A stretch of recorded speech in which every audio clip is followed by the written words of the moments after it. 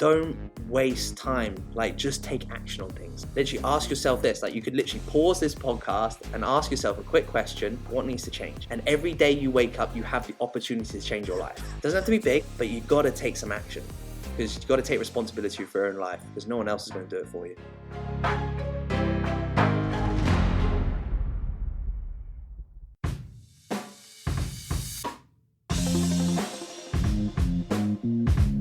Hello, c'est Loïc Blanchard, le créateur et host du podcast indépendant Les Frappés. Je suis un ancien sportif de haut niveau, aujourd'hui reconverti en sportif aventureux, mais aussi entrepreneur, coach et préparateur mental certifié. Passionné d'outdoor et de défis en tout genre, j'ai voulu créer une communauté autour des valeurs de résilience, de dépassement de soi et de détermination, en vous offrant chaque semaine des conversations inspirantes avec des invités incroyables issus d'univers très variés. J'ai reçu aussi bien des athlètes olympiques que des entrepreneurs à succès, des aventurières professionnelles ou encore des anciens des forces spéciales. Leur point commun, la passion pour leur projet et l'audace de se lancer.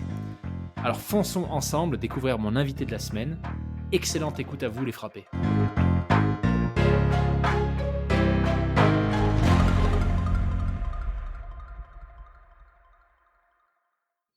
So welcome Brandon on the podcast. Thank you, buddy. Appreciate it. We'll get it. We'll nail it this time. Yes. So the background story here is that we started talking and I forget to press recording, so my bad. So as I was saying earlier, I'm really happy, Brandon, that you took the time to be with us today, live from Dubai, to share a bit of your story, your background, and what you're actually doing today. As you know, on the podcast, we talk a lot about resilience and mindset. So I'm pretty sure there will be exciting stuff that you can share with us. But without saying too much, maybe we can start with that. What's your story? Yeah, 100%, man. No, thank you for bringing the time on as well. So it's cool. Probably from I guess my story kind of started from, I guess you could go all the way back to childhood, could you? But we won't bother. I had a very lovely upbringing. I was raised in a small town, a small village. I think there was 50 kids in my whole school, which was crazy. Oh, wow. So I was very much a countryside boy, a little bit of a farmer's boy. Parents have always bred dogs, had horses all the way through my life, even up until now. So I was always horse riding at a young age. And it kind of got to a point where I think I was about 8 or 9 where my parents officially split up. And my mum moved quite close to the river and she was asked to take over a stable yard there and to run that. So we did that. Me, my sister and her all lived together, just riding, competing and things like that. And then because we were quite close to the river, my mum was like, I want to get on the water. And I was like, yeah, that's cool. Me being 11 years old thinking she's going to go and buy some jet skis and some speedboats. Didn't happen like that, sadly. So she came back with 2 really old kayaks. And they were dusty, sandy, spider webs. And I was just like, this sucks. As an 11-year-old kid, I was like, this is rubbish. And then honestly, from there, so it turned out the guy a couple of doors down used to be a very competitive kayaker. And he was I think he saw us just flapping around on the water, and he was like, oh, I'll teach you to do some things. And generally, that was it. So from then, he taught me to kind of do the basics, and he was with me for a long time. And then it popped around where I kind of was all right. I was all right. And someone said, oh, you should go try out for the national team. And I was like, no, wow. That's stupid, right? That's ridiculous. So I think I was 14 at the time. So I was kayaking on and off and playing rugby up until 11 till 14. And then I turned out I actually made it. I actually made the national squad at 14. So I was impressive. Oh, all right. So what do we do now? And that was kind of it. And then from there, probably one of my biggest insecurities has been I was really bad at school. I'm pretty dyslexic. So reading and writing, I probably only got good at maybe in the last, if I'm honest, probably the last year, now that my job is technically social media, where I have to write a little bit more. So probably reading and writing up until probably early 20s was always a bit of a tricky one. So I failed school pretty badly. I love school, had good friends and I enjoyed sport there, but I failed it pretty badly. So I was traveling competing all throughout my secondary school. So from like 11 till 16, roughly. Went to world championships, European championships. I was a British champion, all this sort of stuff. So I was like, screw it. I don't really need school. Ended up going to college for a bit, dropped out of that. Ended up going to university in America, dropped out of that. So anything academic, I'm not very good at. But yeah, that's kind of like, that was kind of my kayaking background, and that led me into fitness, what I am today, really. I kind of got to like 18 to 20 years old where I love kayaking to this day. I still do, and I adore it, but I just lost that spark for it. I just lost that boom. And when I kind of got to 18 with kayaking, I had to start going to the gym because I was competing against big boys now. So as soon as you're 18, that's it. You're in with the big boys and you're with the adults. So I was like, these guys are strong, they're fast, all this sort of stuff. So I was like, right, I better start going to the gym. Didn't have really a monkey's what I was doing. And I ended up being picked up by a supplement company at the time that sponsored me through my kayaking. I went to do a photo shoot for them for their website and all this sort of stuff. And like everyone there was in really good shape, like really good shape. And I was like, what do these people do? Like, what do you do? And all of them were like bodybuilders or like, I guess like fitness models, all this sort of stuff. And I was like, so that's a job? Like, that's a job? Like, you actually get paid to do that sort of stuff? And they're obviously personal trainers on the side as well. And I just turned around, I was like, I'm going to do that. Like, you get paid to look good and you get paid to help people and things like that. I'm going to do that. So honestly, I kind of started PTing for a selfish reason because I was falling out of love with kayaking. And I kind of just wanted, like, the only thing I was good at was sport and fitness. So I kind of was like, from a selfish reason, I think not many people say it, but I didn't really care about the coaching side of it back then. I just needed to bring fulfillment into my own life. And that was it. I did the course and the rest was history, really. And ever since then, I've just been chasing this fitness journey and continuously evolving myself and others. And now I'm in a position now where I coach hundreds of people around the world and just continuously trying to progress my own fitness as well. So that's kind of it, really. Awesome.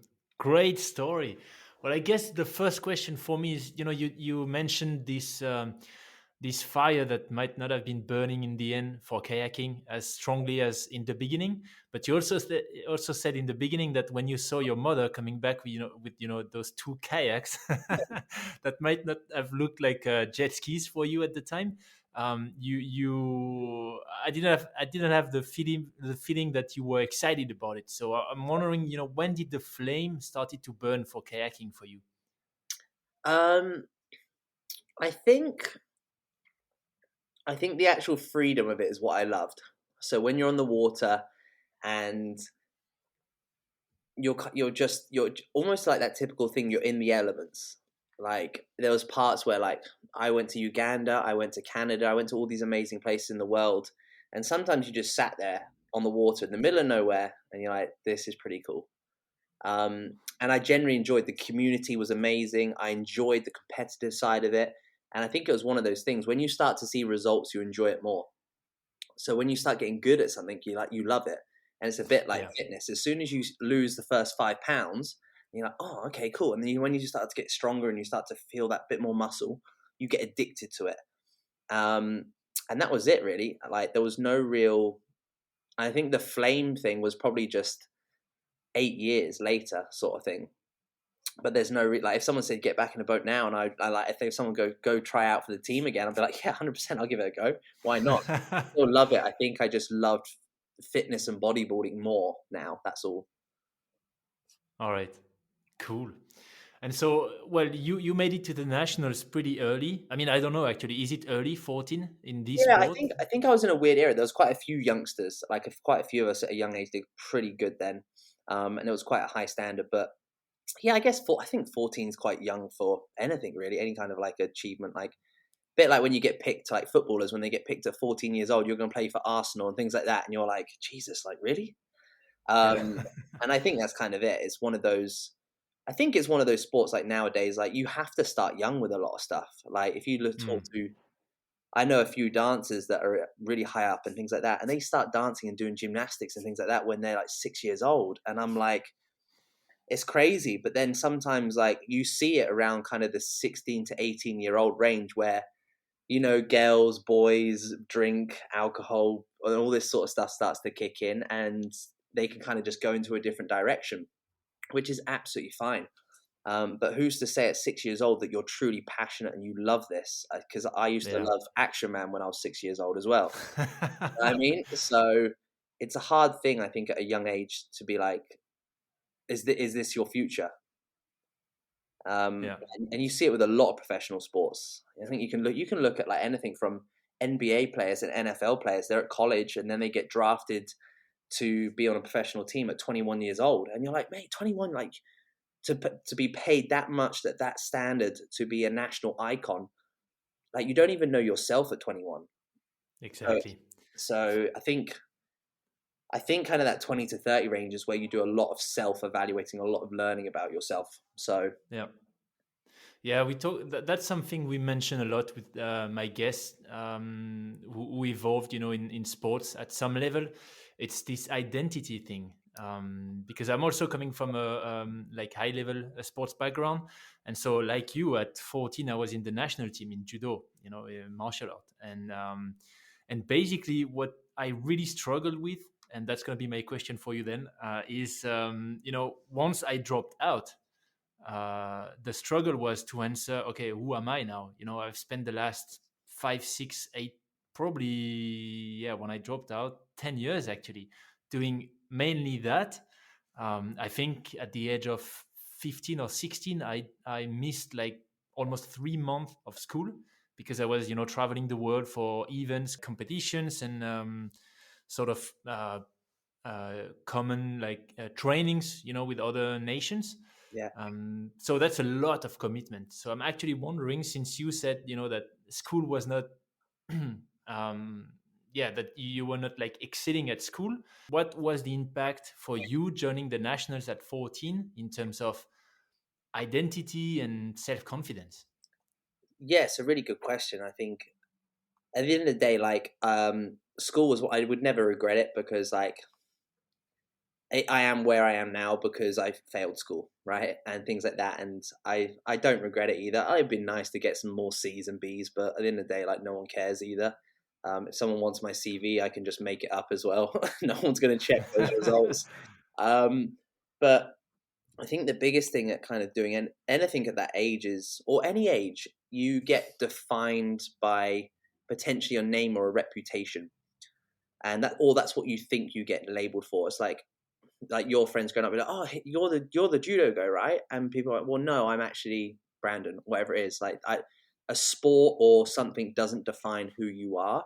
Yeah. I think when you are in that situation, that is your identity. You live and breathe it. You don't know anything different. You wake up thinking about it. You wake up, go to bed dreaming about it. You eat for it. You drink for it. The reason I'm drinking water right now is because I've got a training tomorrow and things like that. Like everything you do revolves around what you do on a day-to-day basis. So it is your identity, but it's making sure that it doesn't control who you are, if that makes sense. So Hmm. it's like people can be like, "Oh, you're the fitness guy now," or "you're the bodybuilder," or whatever it is now, and I'm like, "No, I'm just Brandon," sort of thing. And Yeah. I think that's the thing that happens with age, is that you don't let anything define you but yourself.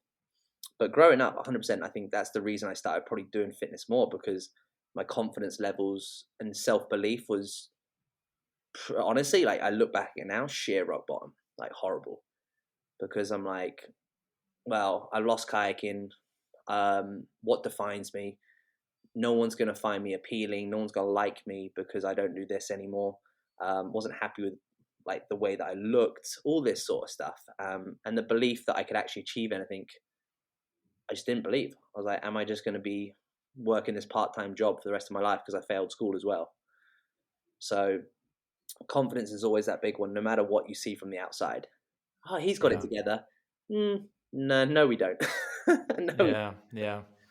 That's a super good point, and it makes me reflect on something that a few of my guests who were Olympic champions in their fields mentioned, is that sometimes, at least a few of them, they even stopped introducing themselves as Olympic champions or medalists, to avoid having this tag, put on their head, like, okay, this guy is whatever sport he's doing, and there is nothing else, and I'm gonna interact with him with this filter. Like, all the questions they were getting were around, okay, the medals, the sports, the discipline they were doing, but as you said, it's not necessarily 100% of what defines them. So super interesting to see that this is also what you sort of experienced, and that you successfully move forward and try. I mean, found a way to avoid this. I think, yeah. Sorry, I'm going to. I think have you read the book Relentless? Yeah.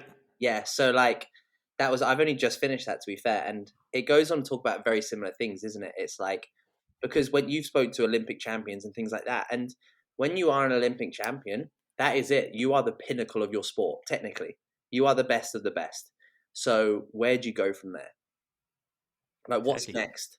And I think what was lovely about that book is that actually it's not so much, and it's like anything, like we could all desire to be a millionaire or a billionaire, but actually the process of becoming a millionaire, a billionaire, or Olympic athlete is what the desire is. That's the fun part, that the suffering, the learning, and things like that. When you get given a medal around your neck and some people clap like, oh, well done, you're like, you could feel absolutely the most alone you've ever felt in your life still, depending on how your mindset's going into that. Yeah.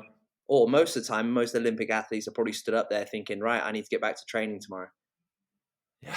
Like, that's literally Yeah. it. Like, if you actually, like, they'll have a proud moment because it's been 4 to 8 years of hard work. But after that, it's the next day they're back to it because they're like, well, I need the routine, I need the structure, I need this. This is my life. Yeah. And then I know I've heard loads of Olympic stories where they just don't even care about the medal. They just chuck it into the loft and they crack on with it. Because I'm like, well, a piece of gold doesn't doesn't do anything for me. Yeah. It makes me think of this concept that you probably know as a personal trainer of finite and infinite games. From I think it's from Simon Sinek, Yeah. but he's sometimes recycling a lot of concepts. So I don't know if it's really from him, but I discovered it through one of his talk. Finite games and infinite games, finite games and infinite games. Yeah, which is basically that. Like, isn't the beauty in actually the pursuit of the goal rather than reaching the goal itself, which is, Yeah. then what? Yeah. 100%. So awesome. um well, you mentioned, you talked about this sort of awakening moment you had when you won this shooting, I don't know, day, and you met all those people, and that was sort of the clicking moment for you. I'm just wondering, what happened then, because when you look backward, it's always easy. You say, oh, okay, yeah, he was at a shooting day, then he had he realized he wanted to do this in his life, and today he's a successful personal trainer. He lives in Dubai. Everything seems super, that it went super smoothly. But I guess there was a start. There was a first action you decided to do, and then probably there were some struggles on the way. So I'm curious to know, how did you kickstart this new leg of your journey? I think it's that typical thing. It's just like you just take action, right? On whatever it is. Like, we can all plan and we can all um like map out. We can get a pen and paper, but like, I've got a plan in place. I'm like, yeah, but that's great, but it's not going to do anything till you actually just do it. Um so initially I was like, well, what do I need to do to, I don't know, to like become a PT? Because I don't know how you do that, right? Again, it's pretty simple, which is a bit sad. To get basic qualifications, you don't need to do much. Bit like a driving test, of course. Like, yeah, you can do a driving test, but it doesn't mean you can drive. Like, now you've got Yeah. to go on the road and actually learn, sort of thing. So obviously, from that point, I just signed up to do my level 3 personal training thing, which took literally, I think it was like, dude, I think it was like, I want to say like 6 weeks in, like, every day, 9 till 5, Monday to Friday. So it was really easy. Like, it was really straightforward. Um, and I was just working part time at like Hollister. So I was working part time there for kind of 2 years on and off. Um, and then ever since then, I was like, right. And then when that finished, I started working at a Pure Gym, which was kind of a local gym. And I spent 2 years there, just like doing the typical PT thing, talking to people, teaching classes, all this sort of stuff, doing the 4 a.m. shift, doing all the way up through 10 p.m., the horrible PT hours. And I did that for 2 years. And then I transferred and I moved to London. And that was literally it. So it just comes down to, I'm just like, just got to start. You just got to start. Like, Google it. Like, simplest way. How do I? And that's literally it. Like, type in, how do I become a personal trainer? Loads of courses pop up. Find one near you. Go do it. But yeah, I think what I find with my life is that I probably should think about things a little bit more than I actually do. I'm very much, I just listen to my gut and I go for it. The same as moving my life out to the Middle East, which same sort of thing. I was like, yeah, screw it. Like, what have I got to lose? Nothing. Let's go. Again, probably should have thought about it, but I think if you listen to your gut and just take action, you'll do all right. Awesome. Wow. Is this something you also see with your clients, the ones who are really committed to actually achieve results? What would you say is the key factor of success for them? Would that be the ability to step into actions? I think it's actually, it's very easy to turn around and be like, oh, you got to want it. That's very easy to say. Some people need more guidance. Some people need more support and clarity and things like that. But it all comes down to just putting in the action blocks that's needed. And it doesn't have to be rocket science. I preach moving 1% forward every day. So I'm like, right, what do you need to do today in order to be a little bit better tomorrow? And vice versa. Just think about one step today. Could be like, again, like I'm drinking water now. It could be like, make sure you drink 2 liters of water a day. Guess what? You're a healthier individual right now. And I think that's all it is just breaking it down step by step. But a lot of it comes down to, like, it's that typical thing. You can't sugarcoat it either. Like, it comes down to adhering to a plan. It comes down to executing. It comes down to showing up when you don't want to do it. If it's raining outside, yeah, you've got to go outside and you've got to go for a walk, or like you don't want to go to the gym at 6 a.m., but like it needs to be done. So let's go. And I think the biggest thing is I'm very big on, again, like you're onto it as well, like a mindset approach. And it does just come down to, like, I always ask myself or ask them questions like, okay, cool. So if we have the same conversation in 6 months' time and you're in the same position now, how would you feel? And I think that's the biggest fear you can put into someone. So I'm like, so nothing's going to change in the next 6 months of your life. Really, really simple breakdown. And I've actually got, I've started doing it now, and I've got a few clients to do it. You know, the little timers, like the egg timers you flick upside down? Yep. I listen to a really good, another good audiobook, and sometimes I just flick it over, and that's my life disappearing. And it's a bit deep, but I like it because I'm like, and you can just see your time disappearing, what you've got left. So I'm like, okay, cool. So how are you going to spend your time? And sometimes you can just have them anywhere. So when you're cooking, just flick it over.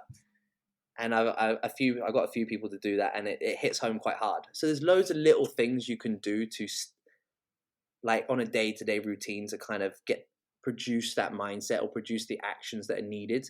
But at the end of the day, it does come down to it again. Like I said, it's easy to say, oh, you got to want it, but you do have to want it at the same time. It's easy to say, oh, you got to want it. But the most important thing is to home in on the why and the goal, because I could turn around and be like, oh, bro, like you getting fitter isn't about you.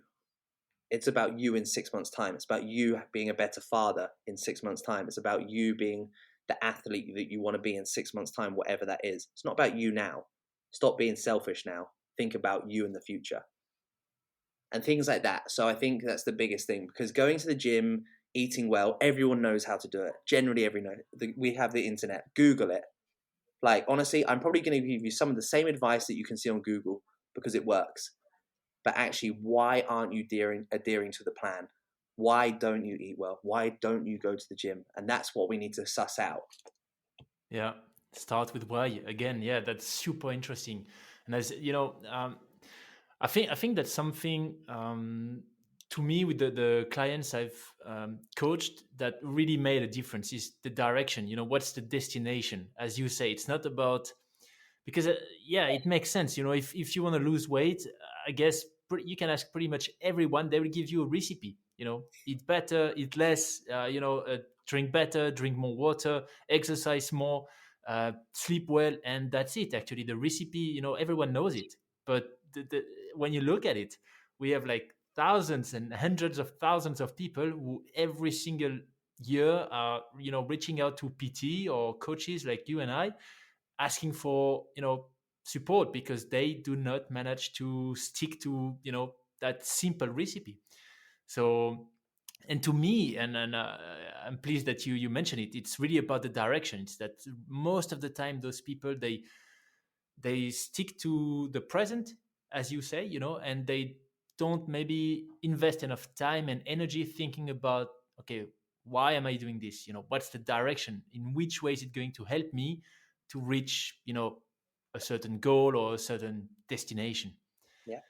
And a lot of it's So, very, I was gonna say a lot of it's all simple. It's all very simple. yeah. So it's like I always break it down to like brushing your teeth. Brushing your teeth is really easy to do and really easy not to do.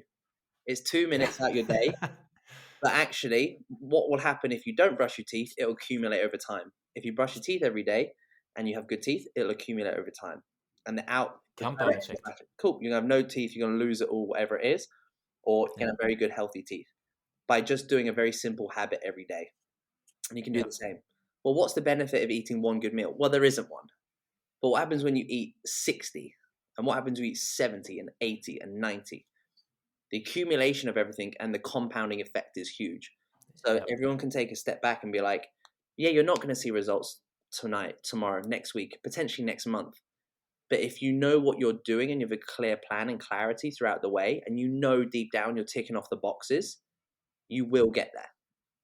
So it's making sure that people I would never, if I started out judo, why would I look at you? You've been a professional for 10 years longer than me. And it's pointless for me to compare my chapter 1 to your chapter 60. I have to Yeah. read through the chapters as well. Yeah. Would you say, I don't know, maybe it's, you sort of hear that everywhere, that today we are in, we are generations of, in the instant, everything is like immediate with the, social media, whatever you name it. It's right now, immediately. Would you say that's something that's making, focuses on health and fitness harder for people, for the younger generations, because of the influence they have through that? Yeah, I think it's a lot of it. We live in a world now where everything looks perfect and almost good looks poor. So, like, if you're doing really good in life, it almost feels like you're not getting anywhere. And perfect is so easy to portray, especially when it's Yeah. like, cool, like I can show you my day and I can make it look fucking incredible. A Dubai view, whatever it is, nice food, whatever it is. But then people don't see the other 95% of the day. Yeah. And I do think it is just that age. I think it's very easy to sit here, but I think kind of like from 20 to 30 years old nowadays, I think maybe a bit older even, like I think they just assume they're entitled. Entitlement very much. Like we live in a world now where we can get anything by our phone, all this sort of stuff. And if we talk to our parents, like my mum worked 3 jobs, raised 3 kids, worked from 4 a.m. till 10 p.m. at night. And people are like, oh, I've worked really hard for a week. I'm like, dude, you're joking, right? Like, and that's kind of comes down to, I think that's one good thing when you talk to athletes. It's like, all you see them do is hold up a medal and they're like, oh man, he's so talented. Like, he's not talented. He's not special. He's just He's a worked for freaking eight hard years. Yeah, worker. he's worked for eight Yeah. years. 8 years. You haven't seen those 8 years of hard work. So when people see success and things like that, or whatever success is to the individual, well, I actually turn around and be like, well, it's that typical thing, the iceberg thing, right? Where you see success Yeah. and underneath the iceberg's hard work, crying, tears, all that sort of stuff. People don't see that. Um, but then also, I think potentially if it is social media, you probably need to be unfollowing certain people or following the right people that are very transparent. Um, but it does, I think it is. It's just we just live in a world where there's nothing bad about it. Like we would never be having this conversation right now if it wasn't for social media and all this sort of stuff, right? So it has given me my best friends, relationships, everything like that in life. Um, but it is, I think, having the awareness to detach from it as well. Yeah. I was about to say, especially in your field, right? Because as a PT, I mean, you do help people to also, of course, feel better, but also look better. And I was about to say, isn't it the paradox of your of what you're doing? Because you have to be aware of the reality that it might not look like what we see on social media, but on the other side, that's also probably for some of your customers, if not most of, a goal. This physical appearance. Yeah, 100%. Oh, honestly, if I compared to myself to the people that I look up to, sort of thing, I would just be crying every day. There's no point. Like, I'll be like, I can, like, you just, like, it's not even worth it. Like, sometimes you have to be like, there's a lot of factors that come into play, of course. Like, you have to think about genetics and you have to think about all these sort of things. Again, it comes down to drug protocols and everything like that, what these people are doing to their bodies in order to do that and stuff. And it's all I say is that I've been in very good shape as well. Like, I've been abs, whatever you want to call it, very good shape. And it doesn't make you happy, it doesn't make you fulfilled. So fulfillment and happiness comes down to other areas of your life. Going to the gym is great and things like that. And you just need to home in on, it's about you. It's about your process and about what you want from life. And again, coming back to that original why. Like, why do you want to change your life? Is it to run around with your kids? Is it to be able to take your top off and feel more confident, or whatever it is? But yet that why evolves over time. You achieve that and then you want more and more and more. So sometimes you need to be like, right, remember the conversation we had 6 months ago? Actually, you've achieved that goal. So why aren't you happy now? Do you know what I mean? So it's like, sometimes it's taking a step back. And I think it's great that people evolve like that. But you've just got to sometimes backtrack a little bit and be like, you are doing good. Like, I think it's sometimes the best thing I've done in the last few months is just put my head down and just focus on me and keep my circle extremely small. One of the best things I've ever done. Super interesting.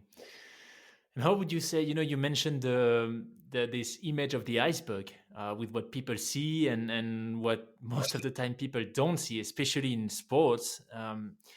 How does your former career as a kayaker helps you today to lend that message to your clients?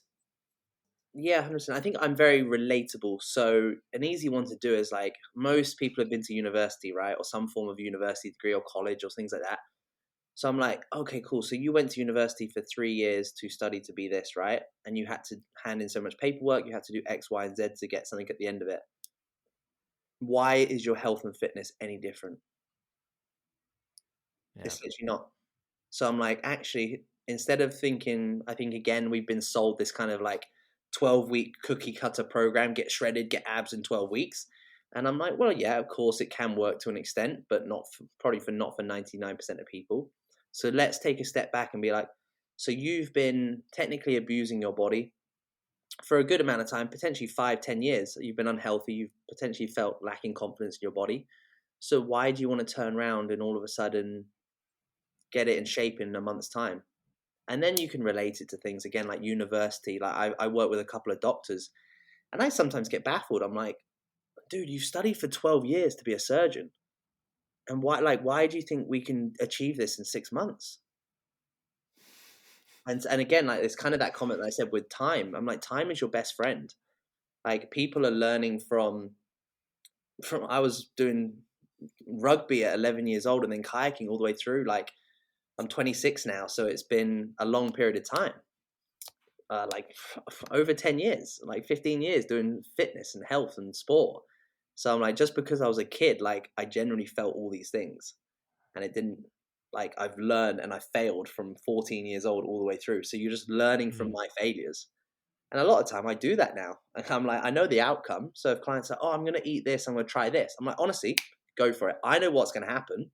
It's fine because I've done it. And then when they turn around, like, no, it didn't work. I'm like, yeah, I thought so. But it's good for me. It's very good for people to fail like that sort of thing. And it's like, if you film some exercise and send them to me and the technique's a little bit off, I'm like, good, it's supposed to be off. Why are you trying to find this perfect technique and form? Like, if you talk to Usain Bolt, he's always going to think, he doesn't just run and be like, this is perfect. He's continuously adapting and fine tuning it. And that never stops. So there is, like, again, when people hunt for perfect, I'm like, mate, if you can find me the definition of perfect and the perfect setup, That's awesome, because your perfect is going to be very different from my perfect. Exactly. Yeah. And it's all like, it's just Yeah. not real. It's just not real. Yeah. And so today we started with this, this idea of the flame burning for kayaking that at some point burn probably a bit less. I really have the feeling that today you have this flame for personal training. So I was wondering, what is it that's um, fueling it? Is it supporting people, seeing where they, what they can achieve, or is it something else? Yeah, it's really good. Do you know what's fun? I think the more that I'm doing it, impacting lives is amazing. Like I always say to people, like, if it's a consultation or whatever that is, I can get people in shape. I can get people healthy into the best shape of their lives. I'm not worried about that. And like, again, it all comes down to mindset for me, because what you're going to achieve mentally over the next kind of year, 6 months, whatever it is however long we work together, that's going to be more, that's going to impact your life more than getting into good shape. And I love the mindset thing. I love the psychology, the self-development side of what training does, because training and nutrition is a very simple concept. Like we said before, like actually eating well, doing all that sort of stuff, very easy, but why don't we do it? And it comes down to the psychological side of this. But honestly, it's going to sound really messed up, but this is probably what most potentially athletes say, is like generally I love trying to fail and suffer every day. Like I enjoy, like, the reason I like training is because it hurts. And I know if it hurts, it's the good thing to do. I know, again, if like, it sounds a bit harsh, but if my clients are struggling, I'm like, that's good. That's good. Like, you should be struggling, because it's not easy. And if every day was easy and a breeze, like, you wouldn't get anywhere. You have to consider, it doesn't have to be like jumping fully out the comfort zone, but just keep stepping out of it. Just keep trying to like nudge your way out of it all the time. Because I think when you can fall in love with kind of the suffering and the early mornings and the late nights and just the shitty stuff, really, like, that's fun. That is fun, because that's kind of life. Like 80% of it's hard work, and 20% you're like, this is amazing. Again, we can relate it back to the Olympics.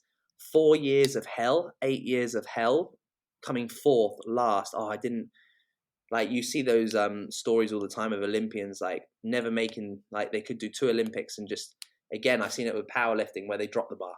They just drop it. And they do it again in the next Olympics 4 years later. And then they hold it up on the next Olympics, and that's 4, 8, that's 12 years later. And it'll be amazing for that split second, but the other 8 years before that is what he really loved. Because that Yeah. split, when he's done it, that split second, yeah, emotional, tears, and it's almost like the relief, the suffering's over for a split second, and then we start all over again. Yeah. So I think I just enjoy that. Again, like, we talk about relentless, and I enjoy the relentless side of it. Would you have a story for us, maybe of either yourself or a client that you coached that really for you, represents the impact of the mindset? Yeah, 100%. I can relate to clients. A lot of the clients I work with now want to get into the best shape of their lives, and I mean to get into photo shoot shape. And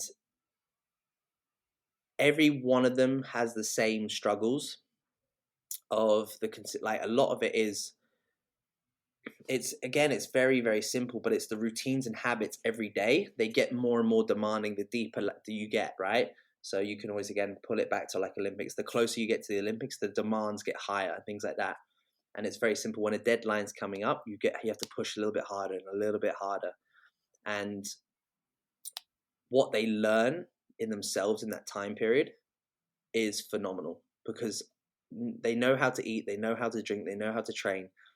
But what I love is just seeing messages from them in voice notes and things like that, and just the consistent, like, the hunt. Like, I want this every day. I'm not sleeping good. It's bad night's sleep, but I'm showing up at 4 a.m. I'm getting it done. I'm doing it before work. I'm doing it before the kids wake up, and all that sort of stuff. That's what I love. And that's what I admire with any individual, whatever they go through in life. It could be a Mhm. career, it could be anything. But if you're passionate about hunting, like you'll get respect from me any day. It's all about the hunt. Yeah, 100%, 100%. Awesome. Wow.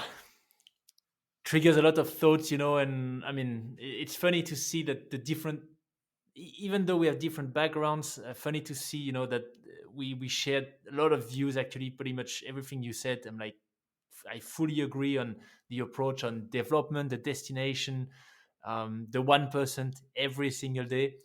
By the way, I wanted to ask, this concept of the marginal improvement, wasn't it first brought up by the British cycling team?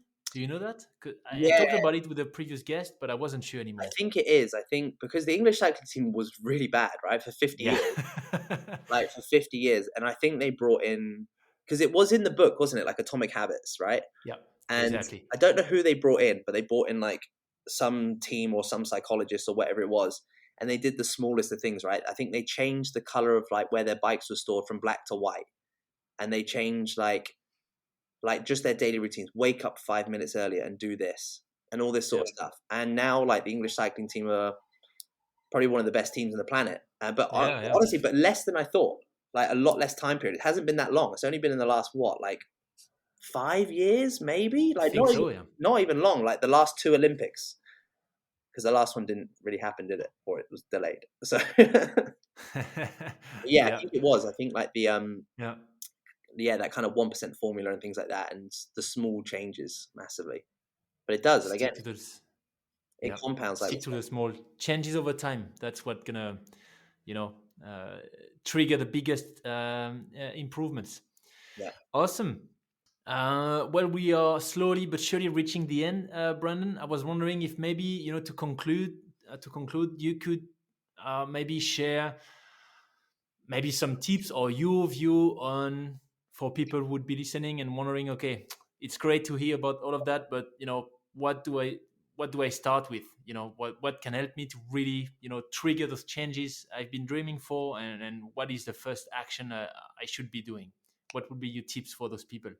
Yeah, 100%. There's obviously a lot of things you can talk about, but I generally think just to sit on, I don't know, sit on your sofa and ask yourself the harsh question of like, like I said to you before, like in 6 months' time, like where do I want to be? And if you don't like the answer, or if you're not happy with the answer, then what needs to change? Very simple concept. So it's like, or if you wake up and you keep waking up not fulfilled, not happy, things like that, just ask yourself, like, what needs to change in my life? Hmm. Very simple. And sometimes, like, no one's going to ask you those questions, or you can just be like, am I happy? It's either yes or no, right? And if you don't like the answer, then I'm cool, right? What needs to change in order for you to be happy? Because a lot of time people know the answers deep down. People know because we have that gut feeling. And I'm a big believer in the gut. So I'm like, right, what needs to change? Are you unhappy going to work, doing the same job? Right. Assess your environment. If you've got kids and things like that, yep, of course, assess your environment. But just quit. Because at the end of the day, like you can find another job. You're clearly very switched on. There's lots of jobs in the world now. Apparently social media is a job now. So there's lots of jobs in the world, but don't waste time. Like just take action on things. Literally ask yourself this. Like you could literally pause this podcast and ask yourself a quick question, and then like, right, what needs to change? And every day you wake up, you have the opportunity to change your life. Doesn't have to be big. Like we said, we've literally said nothing needs to be big. Like, it could just be like, right, let's just eat a little bit healthier today. Let's eat some fruit today. Let's eat some veg. Very, very simple. Drink some more water. But you've got to take some action because you've got to take responsibility for your own life because no one else is going to do it for you. Exactly. So simple yet super powerful questions. Always. Awesome. Well, thanks a lot, Brandon, for everything you've been willing to share with us today. It was fantastic to have your view on PT, to learn a bit more about your background as a former high-level athlete. I guess, what can I wish you? All the best in your next endeavors. fantastic success in the field of PT, and well, maybe one day we'll meet each other in Dubai or UK. I don't know. Yeah, we'll get a workout in soon. It'll be fine. Yeah, Looking forward to let's it. do that. As long as it's not judo, I'm all right. I don't want to get my ass kicked. Or we do a first round judo and the second one on a kayak, you know. Then Perfect. And then we're we're even. gym, we're kind of neutral at. It's good. Yeah. No, Awesome. honestly, Thanks a lot, Brandon. thank you so much for having me. Appreciate it.